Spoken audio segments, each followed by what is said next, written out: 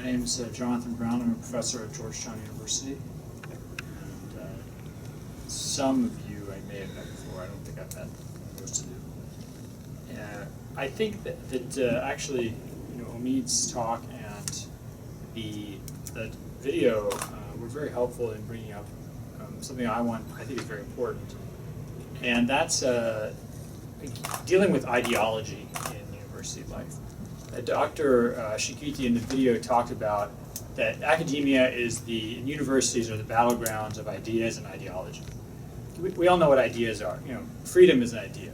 Justice is an idea. Macroeconomics is an idea. Development theory is an idea. Marriage, gender rights, these are ideas, okay? People can talk about ideas. People can learn ideas and manipulate them like toys or objects or Play-Doh and in your mind and in your discussions. Ideology is much more complicated. What is ideology? Ideology is the background of your brain. Think about this. It's the way you see the world, and because it's the background against which you see the world, people they aren't aware of their own ideologies until they are made aware of them. So, an ideology is your worldview. It's a set of assumptions that you have, that you learned when you were growing up, from your family, from school, from the environment overall. And it's what you believe without even knowing you believe it. So what are certain, let's say, ideologies you might encounter in university? Ideology is universities are the most liberal part of the United States. They're the most liberal bastions in American culture. And therefore, the ideology that is predominant in universities is the ideology of liberalism. What is the ideology of liberalism? I call it Daily Show audience ideology. Right? I'm sure some of you have watched The Daily Show. Okay? What is the world of the Daily Show audience? What are the things that are assumed to be true? What are the things that you don't even have to prove because everybody knows they're true? This is what makes up an ideology. And as Muslims, it is very likely that you are not going to share in a lot of the elements of liberal ideology. And when you go into a university, that's going to become very quickly a conflict for you. This is what often happens to Muslims. And if they aren't aware that they're having a conflict of ideology, they don't know how to deal with that conflict. When you want to discuss ideologies, as I mentioned before, what it means is you're going to be discussing something with somebody that they are actually not really willing to discuss. It means that you're going to question assumptions that they have that they've never questioned before, that they don't want to question.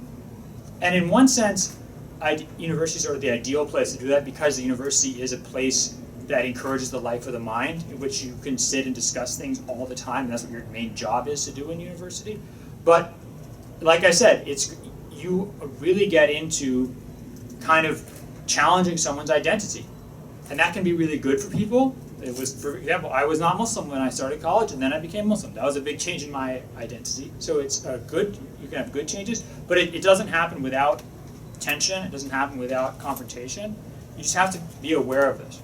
So what is, let's talk just a bit briefly about liberal ideology. We could have a long discussion about what liberalism is. But liberalism in general, you could say, is the idea that human beings should not be constrained in any way by tradition or by religion. That the only thing that should constrain us in public life, in our laws, in our public morality, in our politics, is reason. That we will only discuss things with each other, only talk to one another in a public space in the language of reason, what is provable rationally, what is provable scientifically. And that people should not have their freedom constrained in any way by anything other than reason. And a lot of times in the United States and in the West, it's also this idea that you can do whatever you want as long as you don't hurt other people. You can do whatever you want as long as you don't hurt other people. Now, that's a very, very, very, very short, very almost amateur description of liberalism, but I think it gets at some important points. And I think that if you imagine kind of a Daily Show episode, and what the audience of a Daily Show, for the Daily Show thinks, that can give you an idea of what liberalism is in its application. Now, it's an ideology because it's not aware of its own assumptions. When we talk about things like you are free to do whatever you want and as long as you don't hurt anyone else, or as long as you don't deprive anyone else of rights, there's a lot of assumptions in those sentences. One, it assumes we agree what hurting is. It seems we all agree on what it means to hurt somebody. That there are certain things that hurt people and there are certain things that don't hurt people. We can actually, if you get down to it, there's tons of disagreement about what hurt means, what harm means. Someone who's religious might think that harm is very different than someone who's not religious. Someone who's comes from a certain background might think harm is very different than someone who comes from another background. Second, you can do whatever you want as long as you don't infringe on other people's rights. What is a right? What are people's rights? And one of the core parts of liberal ideology in the United States and in the West is the notion of human rights. And human rights are the type of thing that if you really are going to have a very hard time challenging these in a university. Just get up and say, I don't believe in human rights, and see what happens to you. I mean, you're going to get people throwing tomatoes at you and stuff like that. It's a really controversial thing. But what makes something a human right? A human right is a right that people have by dint of being human. That means if you are a human being, you have these rights. That's what a human right is. Now, in the early days of the United Nations, it declared, I think it was 1948, it promulgated the UN Declaration of Human Rights that actually lists a couple dozen rights that all human beings have, and they can't be deprived of because they have these rights based on being human beings. Just to show you some of the intense internal assumptions and deep contradictions in such a declaration or in such a document. The right number 19, Declaration number 19, says that people should have the right to freedom of expression. You have the right to do things like express your opinion about Islam. You have the right to say what you think about the Prophet Muhammad. You have the right to talk about God. Right? These are all things that people do under the freedom of expression, and they don't have the right to be constrained. No one has the right to constrain them. However, if you look at Article 29 of the UN Declaration of Human Rights, it says that people can, communities have the right to limit these other rights based on things like quote-unquote morality, quote-unquote public order. Now you see where the assumptions come in. What is morality? What is public order? In France, it's illegal to wear a veil, to wear a face veil. It's illegal to wear a hijab in school because these are what? Threats to public order. They're threats to public order. In America, you can, I can go jogging down the street with my shirt off. And sometimes, if I've had an exceptionally long run for me, which is about 17 minutes, and I'm almost about to die of heat exhaustion, I will walk the last part back to my house with my shirt off. And I always think about myself, wow, how am I able to do this? But if a woman wanted to do that, what would happen? Any guess? If a woman just she's running down she's totally topless. She would get stopped, and the neighbors would call the police, a policeman would stop. She would be arrested for public indecency. Notions of what's indecent, what's immoral, what breaks public order. This is I thought genders are supposed to be. I thought we weren't supposed to have gender discrimination in this country.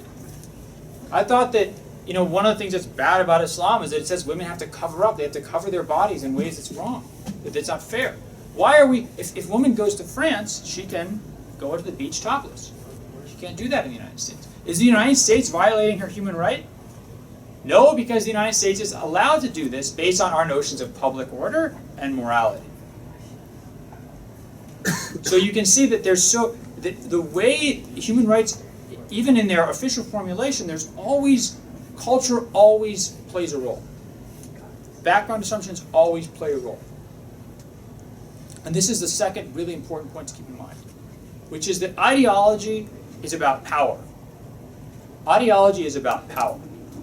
It is about those who have power keeping it It's about those who have power making other people who challenge them bow down and submit.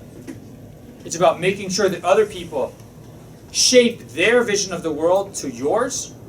That's the purpose of ideology. Okay, it is not neutral. And if you look at the world today, all you have to do is turn on the news for 10 minutes and you will have this slammed in your face multiple times. Why is it, for example, that in Egypt, a country where 80% or 85% of the women cover their heads, if Egypt were to pass a law that said women have to cover their hair, why is that a violation of human rights? While in the United States, all localities and states, or the vast majority, have laws that say women have to cover their upper bodies. Why is that? If you have a country where only 15% of the population wants to dress a certain way, wants to uncover their hair, and you have a democracy where the majority is able to pass legislation, why can you not have a law that is passed that says that women have to cover their hair? I'm not saying that they should do that or that's right. I'm just saying, if you believe in democracy, why is that unacceptable? It's unacceptable because according to Western culture, that's not how people dress. So telling other countries that they're violating women's human rights by making them wear hijab, that is the West saying, you have to accept Western norms of dress and Western lifestyle. And if you don't, then you're violating their human rights. Whereas let's say America became totally impoverished and France became the global superpower. They very well say to the United States, you are violating the human rights of women because you don't let them go to the beach or the pool topless. That seems ridiculous when I say that. But that's the whole point of ideology. Questioning it seems ridiculous. Questioning it seems ridiculous. But that is precisely what I think Muslims should do. And they should do that not only because it protects their own, it protects our religion, it protects our worldview. It also makes other Americans come to terms with their own assumptions, their cultural assumptions. And that's something that Americans have to do if they're going to live in a country that is increasingly diverse, linguistically, religiously, racially. They have to be able to question their assumptions if the country is going to remain stable and prosperous. Other ways in which you can you might confront sort of liberal ideology. The idea that Muslims are violent. You see on TV, or professors will say, the problem of Islamic terrorism, the problem of Islamic fundamentalism. Why do we even use these words? Do you know? So there's 1.5 billion Muslims in the world, give or take. Okay? Do you know what percentage of Muslims are terrorists? And that means if you take the biggest definition of terrorism, you include like all the Iraqi insurgents, you include the Taliban, all sorts of movements that are national resistance movements. You take all these groups, you take them all as terrorists, and you take the smallest estimate for the global Muslim population. Do you know what percentage of Muslims are terrorists in the last 27 years? 0.006%. 0.006%. Do you know what percentage of American Muslims have engaged in terrorist actions? And I mean taking the broadest definition of terrorist action and the lowest estimate of number of American Muslims. Do you know what percentage? 0.0007%. 0.0007% of Muslims. And I'm just talking people who've been convicted of terrorism. They might even be innocent. And even things like, material support for terrorism. All the biggest definition for terrorism. So how on earth do we talk about linking Islam and terrorism when 0.006% of Muslims are terrorists? How on earth could you talk about that? In addition, between 1980 and 2005, do you know what percentage of terrorist attacks in the U.S. were done by Muslims? 6%. Do you know what percentage were done by Jews? 7%. So this is between 2007 or 2005 and 2009 in Europe. 99.6% of terrorist attacks were not done by Muslims in Europe. And yet when we talk about violence and religion, when you talk about terrorism, the first thing people talk about is Islam. That's ideology. Because it has people associating things that in no way should be associated if you were just to look at the world through any empirical lens.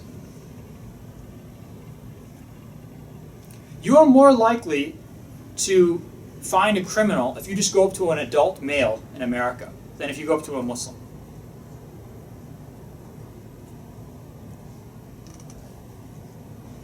People will say things like, "Why you hear this all the time? Why don't Muslims condemn extremism? Where are all the moderate Muslims?" This is absolutely absurd. First of all, I've never met a Muslim who supports terrorism. I've only met maybe a couple hundred, a couple thousand Muslims in my life, but I've never met anyone who was like, "Yeah, I love ISIS. Yeah, I love al-Qaeda. These guys are great." I've never met someone who says this stuff. Muslims trip over themselves to condemn terrorism.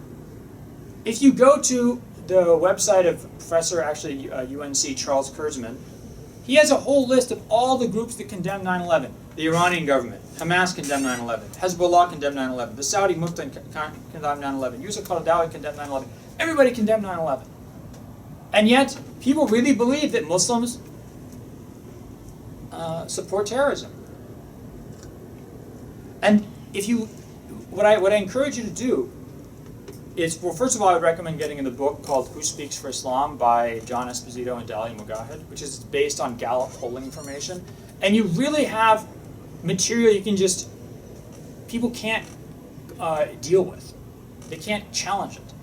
For example, according to Gallup polling, only 2% of the Iranian population agrees that attacks on civilians can be completely justified. 2% of the Iranian population. 4% of the Saudi population believes that, quote, attacks on civilians can be completely justified.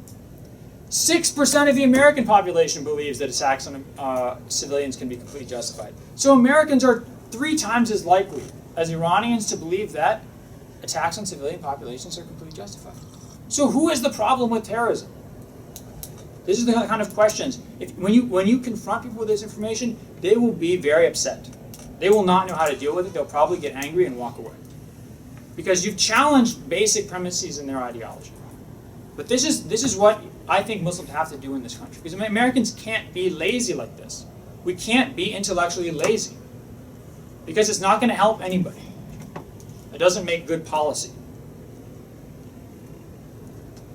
Things like, you turn on the news today and it's talking about ISIS and killing Yazidis and killing Christians, and people say, look at Muslims, look at Islam. It's so violent. Well, why does Islam teach these things? You say, no, Islam doesn't teach it. Well, why do I always say it on the news? What I would ask is, wait a second. If Muslims are so violent, okay, I condemn ISIS. I condemn these actions. I don't believe any civilians should be killed. I don't believe anyone should be killed because of their religion. But Yazidis and Christians were in Iraq for 1,400 years and nothing happened to them. So the very fact that now it's in the news, you have to explain to me, if Islam's really so violent, why were they happy living there for all these centuries and with no news? No one asked that question. They ask you to explain why it's happening now. They don't bother to ask why it never happened before. Yeah. When people talk about, so always be ready to ask these questions. And I find that often the most useful thing is not to make statements, not to attack somebody, but to ask them questions. They asked you about why is ISIS doing this? Why does Islam teach these kind of things? You say, well, why have we never heard of this happening before in Iraq? Or they ask about, why does Osama bin Laden think it's okay to attack the United States? Why does he think it's okay to kill civilians? And you'll say, well, it's really interesting, because in Islam you're not allowed to kill civilians.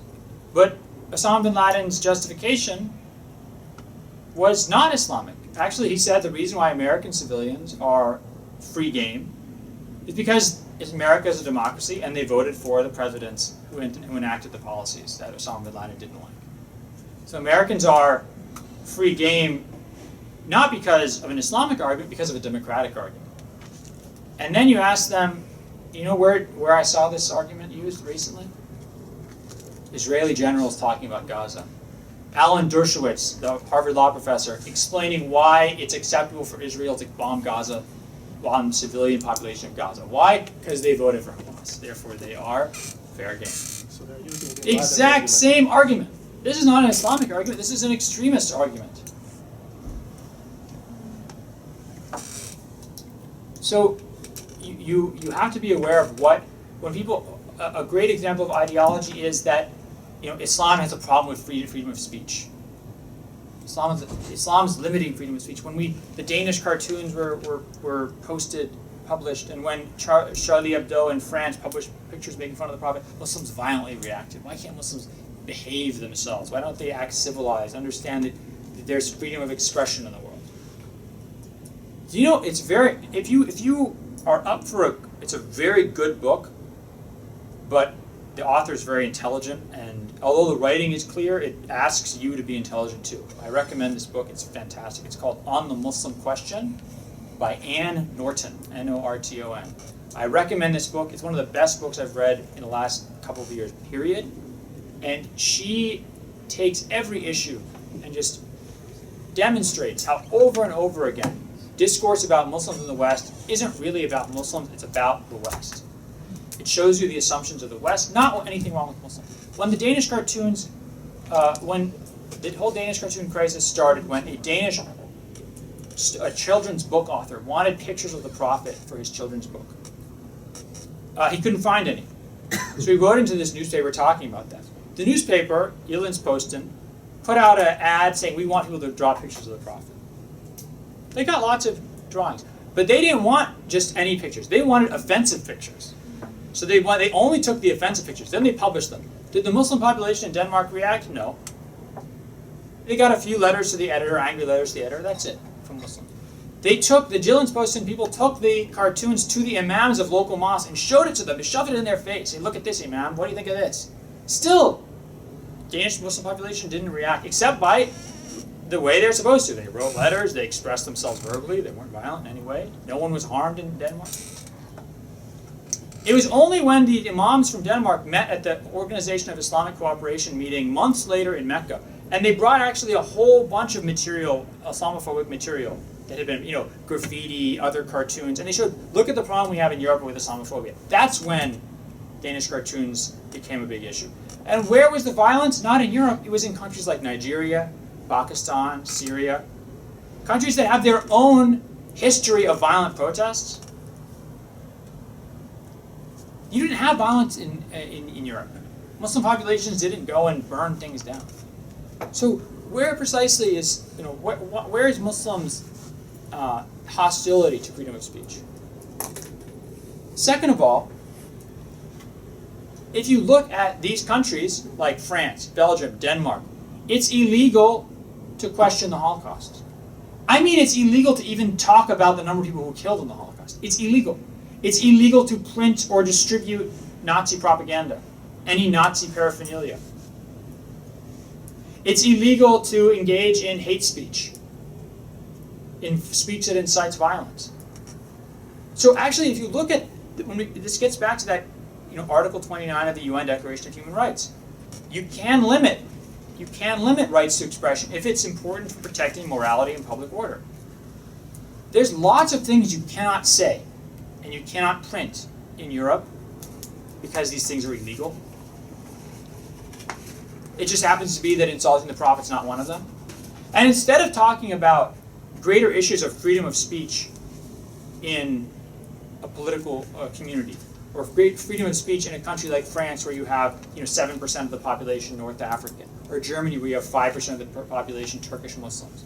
Instead of talking about how does a community that is changing demographically and religiously deal with freedom of expression and the sensitivities of these communities, how do Europeans, quote unquote, stand up courageously for freedom of speech? By insulting this tiny little minority.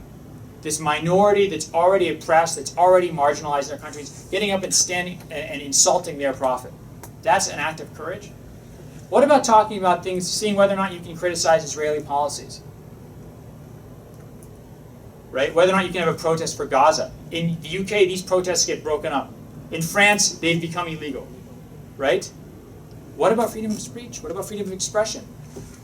On cheap issues like insulting the prophet, suddenly freedom of speech is important. On issues like talking about real justice and thousands of civilians being killed, suddenly freedom of speech just disappears. So these are the kind of ways I encourage you to think about the the question of ideology in university life. University life is a battleground of ideas, it's a battleground of ideology, and by bringing people's ideologies to light, by asking them to confront and understand their own ideologies, you're not only doing your duty as a Muslim, I think you're doing your duty as an American because you're helping a country become more plural. Thanks very much.